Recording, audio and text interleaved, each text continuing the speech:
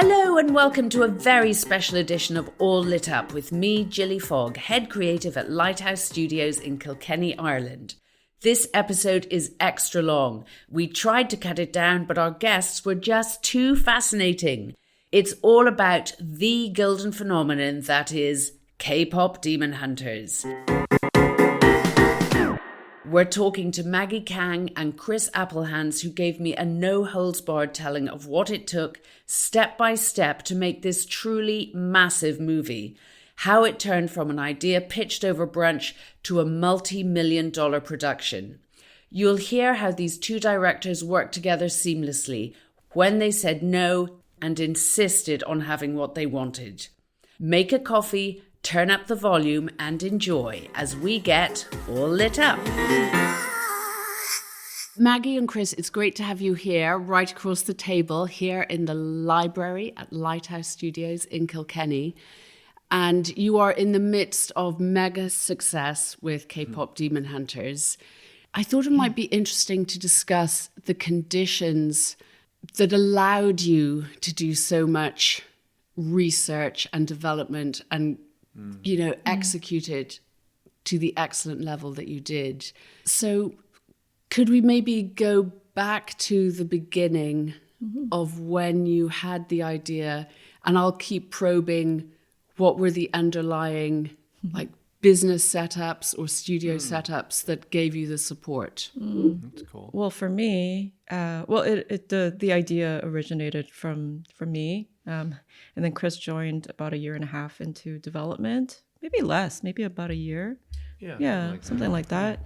But it was, I had been working in animation for, I think, 13 years at that point, and knew that Korea, like Ireland, produces a lot of animation and a lot of huge, big budget films like DreamWorks films and Pixar films do really, really well there.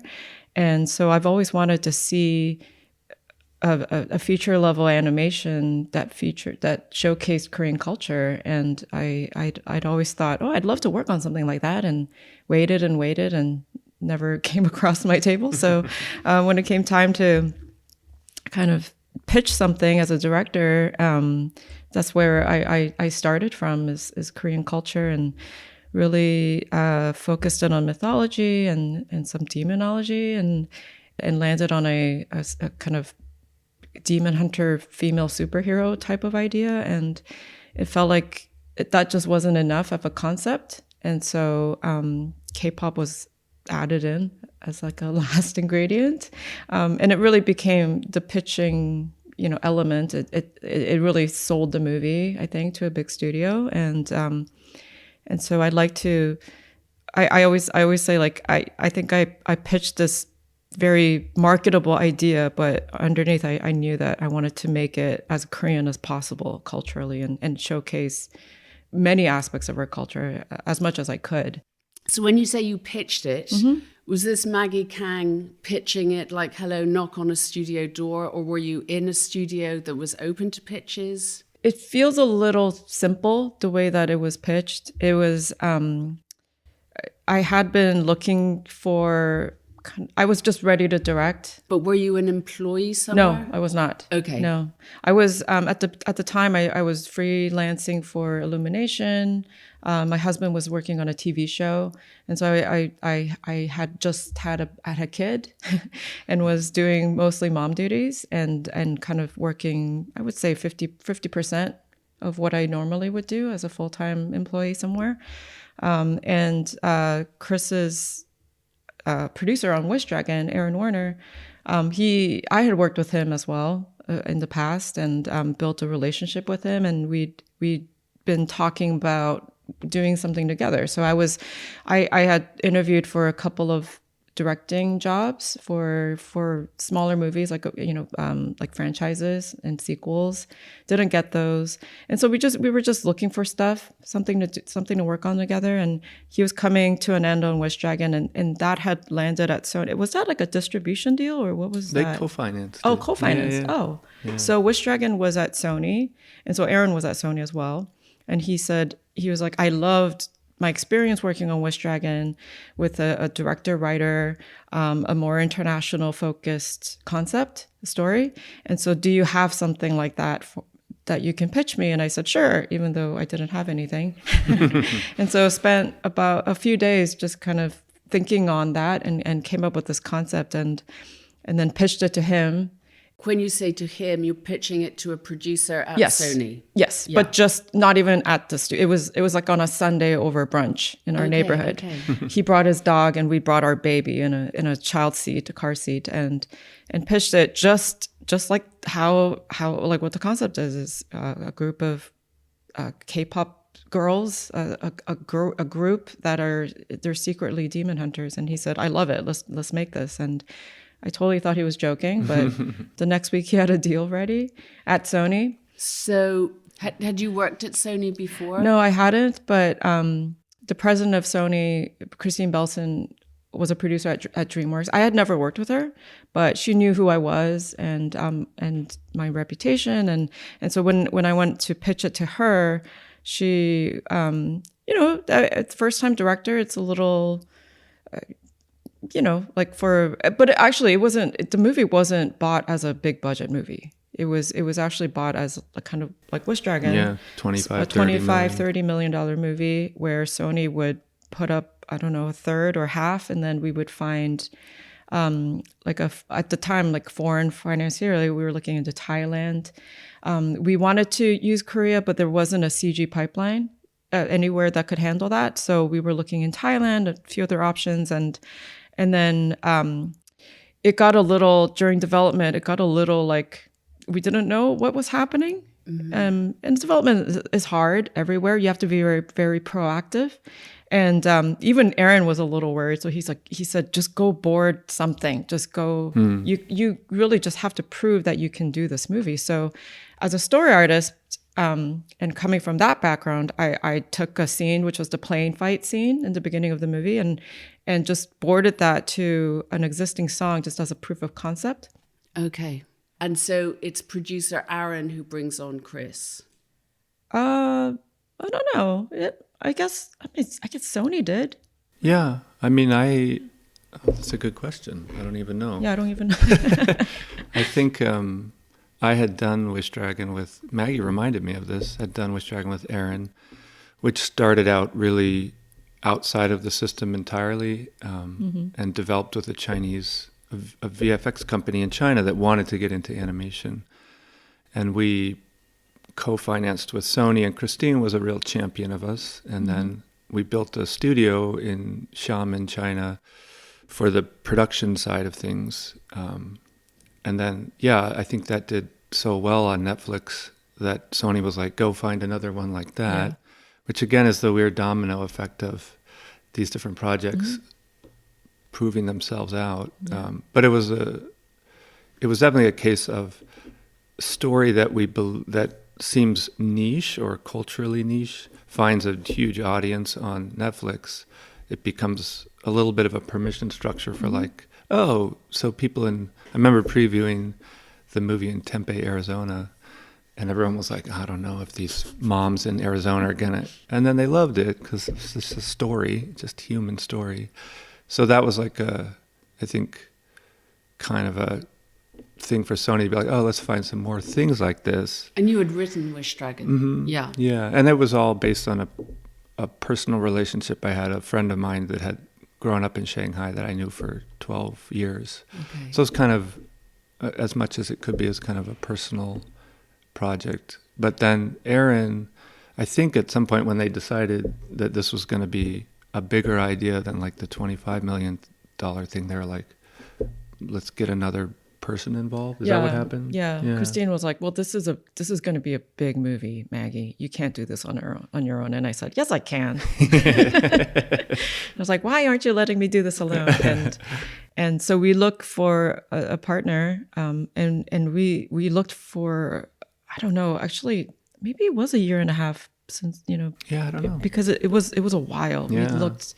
We looked for a directing partner for me for a long time, and we tried to look for a Korean woman. That was our top choice. There really wasn't anybody that we could find. And we found a few that came from live action TV work, but frankly, they were just too expensive. And then, and ultimately, after I think about 6 months of searching, Christine said, I think we need somebody who has experience making a movie, a CG movie. And so we looked with that in mind. And at the time, my husband, who is also, we met at DreamWorks as story artist, and now he's a director writer, and he was Chris's head of story on Wish Dragon. And so we were meeting up and having lunch and hanging out a lot. And so I got to know Chris that way. And I asked Aaron one day, I was like, what about Chris? Like, I love that Chris's wife is Korean. So I know that culturally he's just very immersed in that. As we do with, I try to do with my husband is try to make him as Korean as possible. and what I loved about Chris's story is that he went and lived in China for 2 years and worked with Chinese talent to make this Chinese movie, a culturally Chinese movie. And I have so much respect for him for doing that. And so I said, let's see if Chris wants to do it. And I think Aaron was like, no, I don't think he's right for this, which is weird. I don't know why he said that. Yeah, we should ask him. I wonder if he was just teasing. And then a couple weeks later, he was like, what about Chris? Like, it was his idea. You incepted him. Yeah. Okay, so to go back to the conditions, you have a studio who has had one success with this type of movie. Yes. Open to pitches from people they know and trust, which is you. And then they take you and option your idea, and they are giving you financial support and security to develop this. Yes, but the financial is in development very, very slim. So it was... Like, are you employed full-time to develop? Oh, no. I was not. Okay. No. So you were doing this on your own time as Maggie Kang for about a year. Okay, that's interesting. So you didn't have the resources to get an art director at that stage. That was all yours. We did once Chris came on. I believe. So we hired Helen right after. Yeah, maybe right before. It was a little. Okay. I found it a little unfair, to be honest. So what is the key that is unlocking money and confidence within Sony that brings in more resources to your idea? I think once they decided that it was a bigger movie. Yeah. And what had happened to make them decide that? I actually don't know. I think I hope that the sequence I boarded kind of proved to them that it was a bigger idea. But at the time, I think they were looking for more franchise opportunities, and so maybe they felt like there was there was potential in it. I actually don't know. Okay, so there's something going on in the background. That's why I was like, this is such a big idea. To me, it was like immediately like, this is huge and should be, is like an enormous, amazing concert film. But I'm not sure why. It felt like that idea was pretty sudden. It was, we were called into Christine's office one day. And I keep saying we because my husband and I kind of, at the time, we were pitching around a bunch of different ideas, and that's how we like to work. And because we're both writer-directors, we just talk about work all the time at home. And so we end up putting both our names on every project that we touch. His name is? Radford Seacrest. And so he's in the room too, and he's like, I shouldn't be making this. I mean, this is all Maggie. This is a Korean project and whatever. But he was just attached to it just as a formality. And we were called into Christine's office, and she just said, look, I think I pitched the sequence because Aaron's like, you should show it to them. And then they were like, great, we love this. And she said, we've just been thinking on our own, and this just feels like a bigger movie, guys.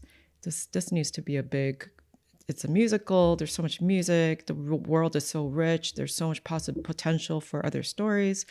I think this is a bigger idea. So we'd like to, because at first it was like a writer-director focus, just like Wish Dragon, where I had a writing deal, I had a directing deal, and I would just kind of take on most of it. But once it became bigger, they were like, okay, well, we need to bring on other writers and we need to bring on another director. And so my role got smaller, actually, as the movie got bigger, as it does. I mean, and and like I said, I was like, no, I can do this on my own. But thank goodness that Chris was there, because this was a massive movie. And at times we were like, I think maybe it would be helpful sometimes if we had a third brain. Yeah, it's funny because so I had just directed something by myself, quote unquote, but like people like Rad, who was my head of story, and Aaron, who's my producer, and I had another great head of story. They pulled so much weight. They were writing and they were helping crack stuff and editorial. So, and I remember my agent was like, why do you want to co-direct? Like, you've already been a solo director. Like, co-directing is somehow a downgrade. And I was like, no, not this movie. Yeah. So I think there was a lot of, I don't know, in some ways a kind of naive belief in the project of just like, who cares? This thing needs to happen. And let's just all get as many amazing people on board and put all our brains into it. Okay, so background, whatever happened, something has happened in the business background that Sony is now elevating this project and starting to invest resources in it. And at that stage, were you given a timeline or like a strategy to get to green light? We knew that we needed a script because that's what you needed to present it to Big Sony. So you're at Little Sony? Well, I guess Sony Animation. Sony Animation's under the banner of Sony Entertainment. Like for them to make an original animated feature, they need a thumbs up from the big lot, whatever you want to call it. So we were developing the screenplay with the intent to give it to the president of Sony at some point and say yes, no. But then we got Helen Chen, Ami Thompson to do a lot to of start art doing art, which was they generated like 5 years of art in 3 months. It was unbelievable. Because they also really believed in it. Yes, right? yes. That's the common thread here. Yes. People see it and then go, oh yeah, I'm in. Yeah. And then I think that's when we also did we have EJ then too? By the time... Kind of around that time, we brought on EJ. Yep. Because I remember launching a demo before we turned in the script. Yeah, to work on a couple of demos. Okay, so now you're up there. The project is like a hot project. You've got to get a script and some artwork. And when or ever, or does it figure that, I mean, I can't help thinking of Sony without thinking of Spider-Verse. Is that a presence in the room that is, you're pushing? Because when I've heard you speak and go through the incredibly rich creative background, you're constantly saying that you're working with this amazing team at ImageWorks who are just ready, who want to break, the barriers that have held. So when is that thinking with you at this stage, or is it still at the let's just get to the next hurdle? It wasn't a guarantee that we would work with ImageWorks, I don't think, but we didn't want to limit ourselves with any potential for the world building. We also, I remember using Spider-Verse as a bit of a part of our business card of this is our really cool idea, and you've all seen this movie, so it's going to be innovative and interesting. And when I remember like meeting Black Label and various people that would always kind of perk them up. Right, so when you're going out to bring people in, you're able to say, we're with Sony, how exciting. Spider-Verse. So you're of course, in that, so you're in that world. But we hadn't seen the second movie yet, because it was still being produced while we were in, I don't know, at what phase were we when we saw the movie? Maybe we were just starting... Animation. I think we were just starting animation. Yes, because we were horrified. Oh, so this was pre-Spider-Verse? Oh, yes. Pre-Spider-Verse 2. Yeah, pre-Spider-Verse 2. Yeah. Oh, the first one had come out, but the second one... it was a traumatic bonding experience. We both... Because we had just brought on, or decided on our head of character animation, who was the head of character animation for the first movie, first Spider-Verse. And so we were very excited to work with him because he had... they had done so much innovation for that first film.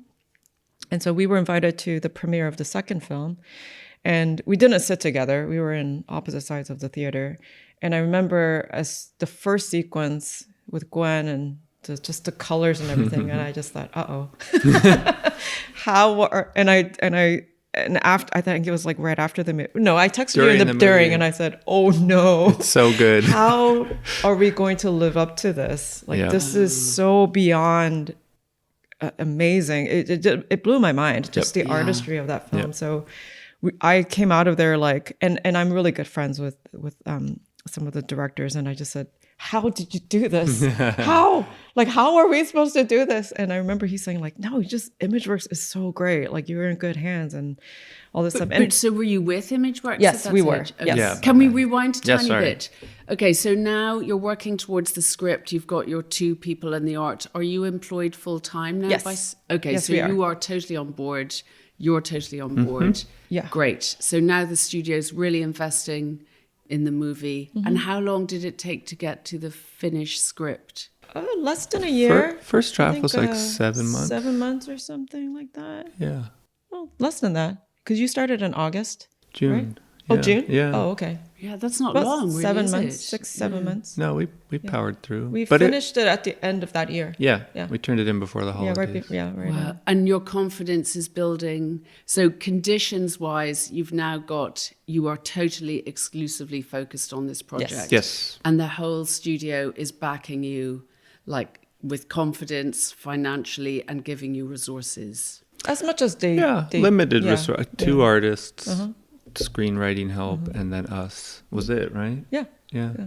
And then what's the next step when you went to the next level? Like what conditions changed to take you and the film to the next level? Well, we had a very robust pitch packet with a lot of art, some music.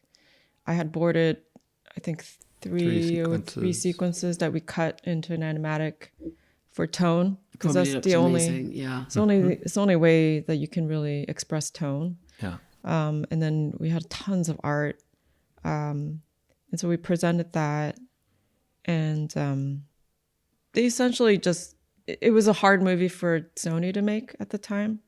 For theatrical. Yeah. They didn't really understand the whole K-pop audience, how big it was. Still kind of on the rise, I would say, with BTS, the success of BTS, and it didn't, there was no guarantee that it was going to keep going. Yeah. Okay, so that was a bit of a gamble. It could have been, Right. It could have been- the K-pop trajectory could have been peaking at Yeah. that moment. Yeah. Or it could have been what it really was, which is just Yeah. continuing. Yeah. So that's when you've got to keep on the belief in the idea. Yeah. I mean, we believed it. Yeah. Yeah. We never stopped believing it, but I think it was hard for them to decide on that and make it into a theatrical thing. So the next option was Netflix, because Sony was already in talks with them about doing a bunch of movies. Mitchell's, Vivo were already they've already had a relationship, and so we pitched it to them, and they loved it. We had a really great executive that loved it, and they wanted to do it pretty right away. Okay, and then how soon after that do you go into production proper? Well, it was kind of funny because they were like, we want to proceed, and we were like, yay, and we had this big party at Christine's house and stuff, but it took a while for the all the deal to close and financing and all that stuff. So we were like, okay, we're ready to go. So we had to wait a couple of months, I think, and so we weren't able to crew up as quickly as we wanted. Yeah. But that's just, And when did you get the okay that you'll be working with ImageWorks? And did you sort of have to go and audition yourselves to work with No, ImageWorks? I think that was part of the sell. Yeah. Is that we would work with ImageWorks. I think that helped. It appealed to Netflix. Yeah. Because they Yeah. Mitchell's and Vivo, and they'd done really well, and their reputation is so great. It's funny too, because now thinking back about even within our own crew, as we went through the final year of the movie, like watching, there were so many people board artists who saw the animation were like, oh my God, that's not what I pictured. And animators who saw the lighting were like, whoa, you guys really. So I look back to that like Sony moment and think, it's really hard for people to imagine what we were imagining. We're like, we see it, you guys. Like, it's a spectacular concert film.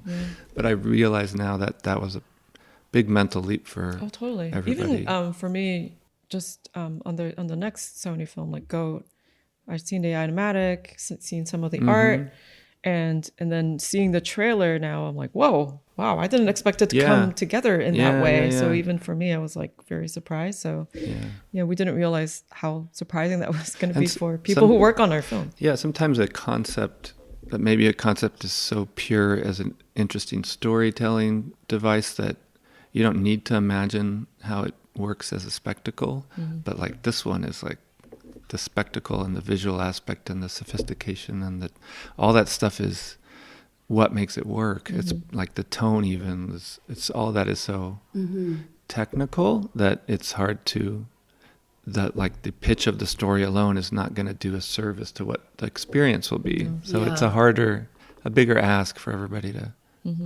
picture that. Well, I mean, you've both worked on or around or adjacent to amazing projects like Trolls, Puss in Boots. You both worked on, I think. Like what? Did you work on that? The first one? Yeah. No, sorry, second one. Oh.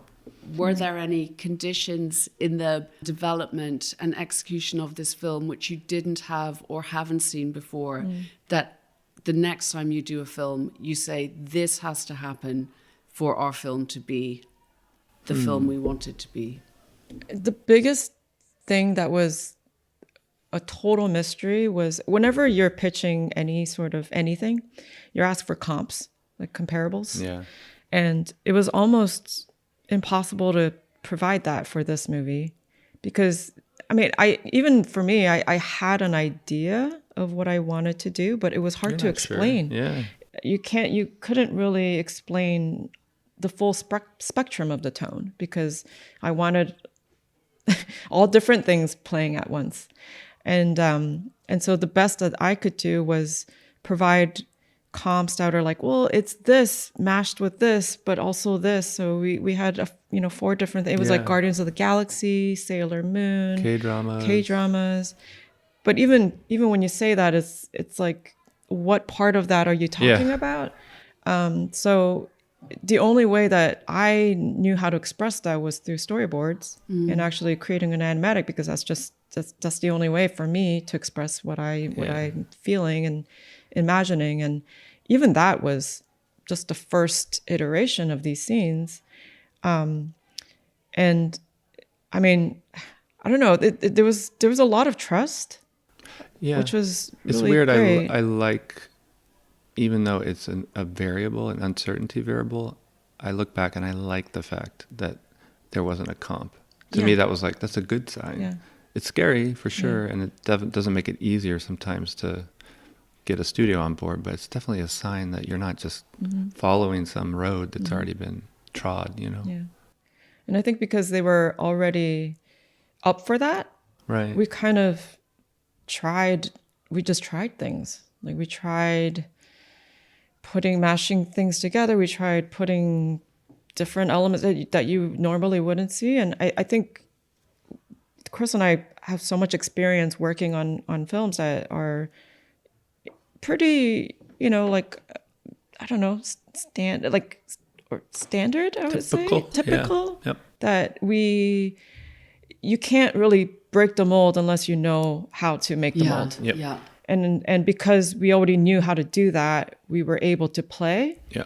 And it challenged us to no end. I mean, there are moments in this movie where I thought about for days and tried different ways to crack a joke and I felt bad because every time we tried a new thing, it was recording the scratch, and then the editors have to recut it, and so it was a team effort to try something that ultimately failed. But I knew I had to crack that. Yeah. But this is a major condition, is a studio who gives you the space to do that and is giving you the time. Couple screenings. Yeah.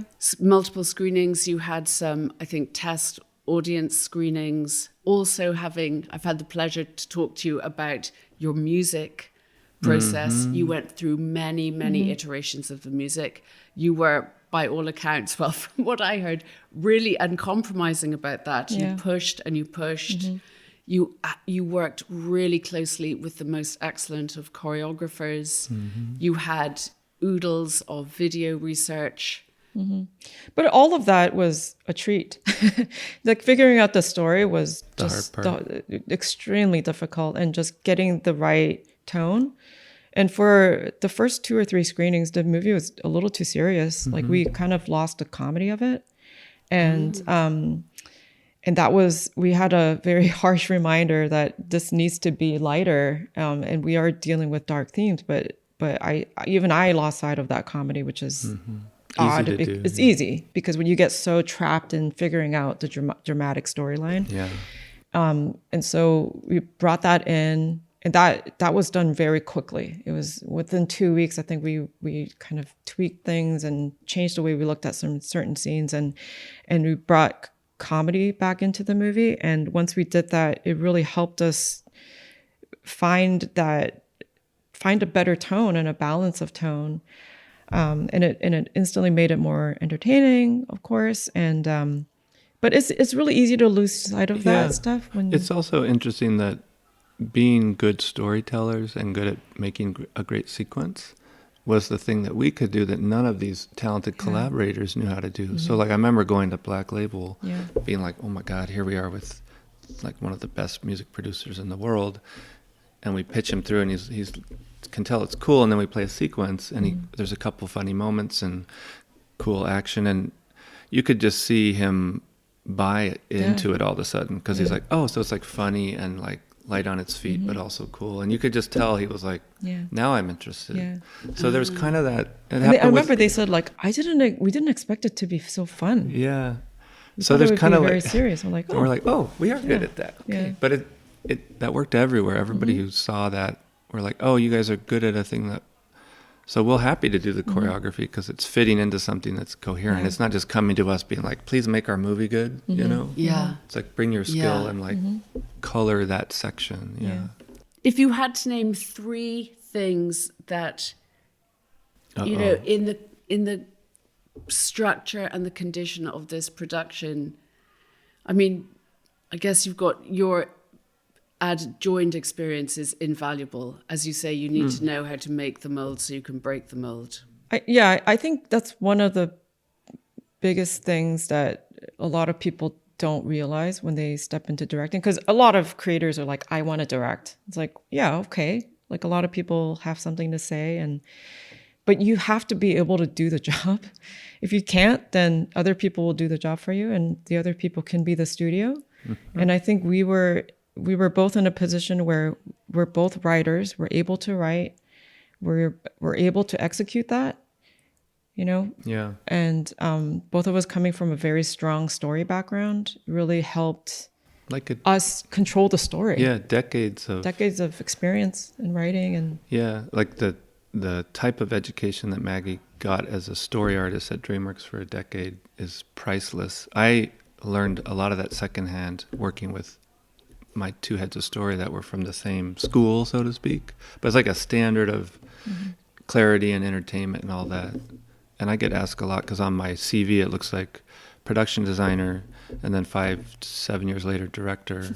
But that was like 7 years of writing, developing screenplays and selling them, but not quite getting the green light, and then writing a new one from scratch. So by the time we got to this thing, there was, like Maggie's saying, there's so much 15 years of foundation just to allow you to like know what the heck the starting point should be and then challenge yourself on top of that. Yeah. I think it's kind of, I mean, Miyazaki was like 40 before he directed. It just takes time to understand the whole puzzle. And to have that time, you need an industry that has entry-level jobs, mid-level trains jobs. Cultivates you. Where you're in a studio like this one in Lighthouse where there are people that you can talk to and observe. And one of the things that I think is such a shame these days, and I don't know about here, but the process has gotten so quick that all that training is kind of disappeared. And so even with story artists, to save time, we've stopped pitching.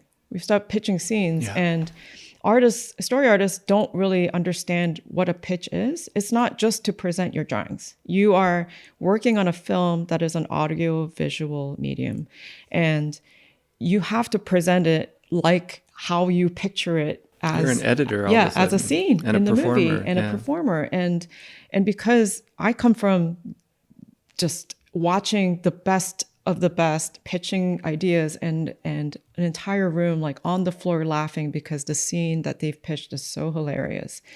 Everybody doing the voices and the sound effects and all of that coming together to and presenting the scene in the highest level of comedy. You are trained as you're almost like a stand-up comic. Yeah. And you learn when jokes land and things don't work. And so you build your sensibilities through trial and error of standing up in front of a crowd and performing. And that also helped me. And I didn't know at the time. We were looking for scratch actors for our characters. And we had the first screening we did, we had a full female story artist team. And we had 3 main characters who were women, and so we had all of them audition, and they were shy about it. We're like, well, no, gosh, we're gonna have everybody audition. Hang on, these were people from your Story our story crew. Yes, our story artists. Yeah. And so, but then I ended up doing all the voices at one point for about 2 years. I did all the voices for all the main characters, but that comes from experience of pitching and knowing that you are not just thinking about a character as a drawing, but as somebody who is going to have a voice and have a personality and a type of voice. And I didn't realize that all of that training allowed me to just express that. And so I would do scratch for a scene, and it's just literally me, 3 versions of me just talking to each other. Yeah, there was some who's it, Liza Minnelli, who will do like those one-man play with 9 characters. But I'd be watching Maggie in the scratch booth and it'd just be Mira, Zoe, Rumi, Zoe, Mira, Zoe, Zoe. And I'm like, your head's going to explode, man. And you could tell each character. She could do it now, but we won't make her. Yeah. So where do you think these story pitches are still happening? Do you know that they're still happening? I mean, we try to keep them alive. It does get hard because so that was not a condition that was taken for granted. You had to recreate insist. it. Yes. Okay. Yes. It was missing. Yeah, and was that a discussion with production that this is necessary? It was something you brought in? Of course. Yeah. Yes. So is it now, do you think, staying in Sony Pictures? Presumably they had it on Spider-Verse. Every show has its own culture and how they want to do things. But I do think I've noticed that it's gone away a little bit, and just from being a story artist on other shows, it has kind of gone away. And I've done pitches where I pitch to the director and the producer, but not the entire crew. Yeah, and that's also a problem. What do you say? A lot of people are too shy to pitch. Well, that's part of the job. It's too bad. Yeah, too bad. It's part of the job. I didn't know that was part of the job when I first started, and I thought, oh gosh, I have to do that. The same, even directing. It's like your job is to, in an entertaining and emotional way, pitch your movie over and over in a way that's concise and. We do it now, even after we have a movie. yeah. So it's a job where you have to be in front of people, and I think a lot of artists tend to forget that.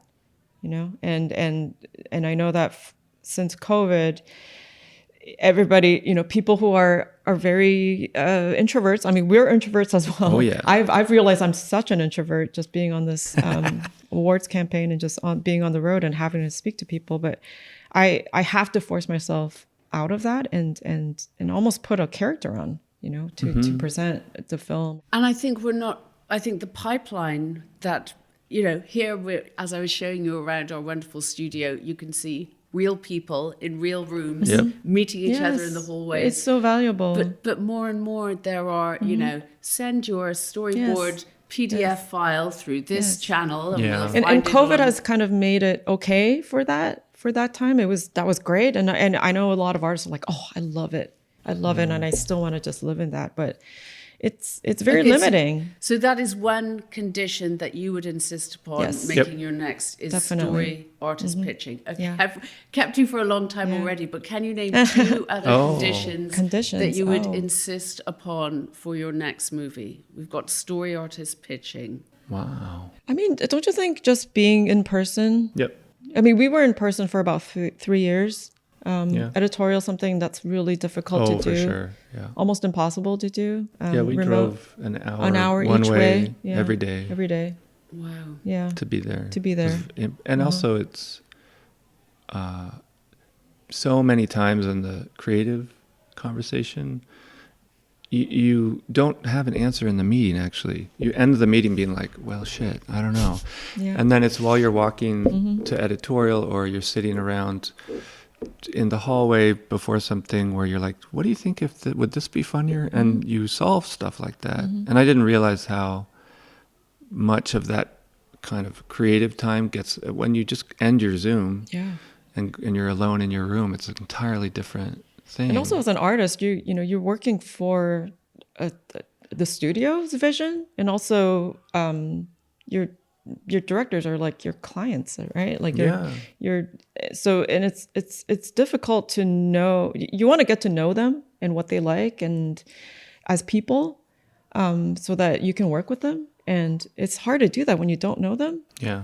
And so it's like, if you're together having lunch or in a more casual environment, you're able to, and that was the culture at DreamWorks. It was so great. You would just go to lunch and the director would sit with all the other artists and talk about life and you just get to know them as people. I remember when we were maybe 2/3 of the way through our time for animatics on Wish Dragon, we're standing around outside of Aaron's office, Rad and myself and one other person, waiting for somebody to go to the bathroom so we could go to lunch. And Rad was like, I feel like the third act, I want the dragon to do something, like give up something. And I was like, because we'd all worked on this third act and we're like, it's fine, but it wasn't moving us. And I was like, yes, wait. And we were like, maybe it needs some kind of sacrifice. And then it's like time for lunch. But like in that little moment, there's a thing that had been bugging Rad, gets transmitted, and by the end of the week we had a considerably better movie from that. And like, how do you replace that? It's so, and we had a lot of that on this movie where you're just percolating. Yeah. Okay, so we've got story artists need to pitch ideas. It's got to be in person. One more condition. Gosh, okay, one more. I'm only making movies with incredibly hot characters from now on. Because it's so fun to watch them just turn in the light. You're like, yes, let's watch this look dev one more time. Okay, that's a wrap. Pretty good one. That's brilliant. Thank you so much, Maggie and Chris. It's been such a pleasure to talk to you. As we record this, your film is still #1 all-time smash hit. So congratulations. Unbelievable. Thank you too. Thanks for thank having you to us. all the fans. What a great community you guys have here. Yes, great. And thank you for the tough questions. Those were hard. I know. Great. Thank you so much. Thank you. Well, that's it for our extra long, extra special episode. And my favorite takeaway is that in our creative business, being in person is invaluable. We are so grateful that Maggie and Chris gave us their time, and thank you for listening. Stay tuned and see you again next time we get all lit up.